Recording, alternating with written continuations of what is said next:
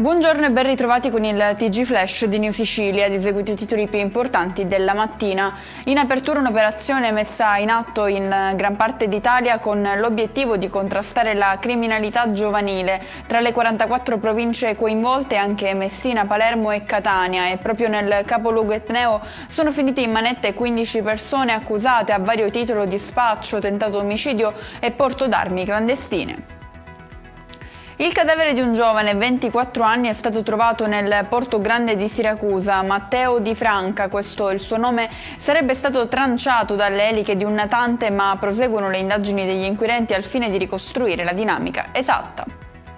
Eseguite 7 misure cautelari nei confronti di altrettanti soggetti accusati di furto ai danni di decine di attività commerciali a Gela, in provincia di Caltanissetta. Per gli investigatori sarebbero i responsabili delle spaccate che per mesi hanno preso di mira esercizi commerciali in diverse zone della città. E rimaniamo in provincia di Caltanissetta per i disagi provocati dallo stop al servizio idrico in 10 comuni della provincia. La causa sarebbe da ricondurre a un incendio del potabilizzatore. 4 cuccioli di cane sono morti a causa del caldo dopo essere stati lasciati su un terrazzo esposto al sole in un appartamento di Sciacca, in provincia di Agrigento. Il proprietario è stato denunciato con l'ipotesi di reato legata al maltrattamento di animali.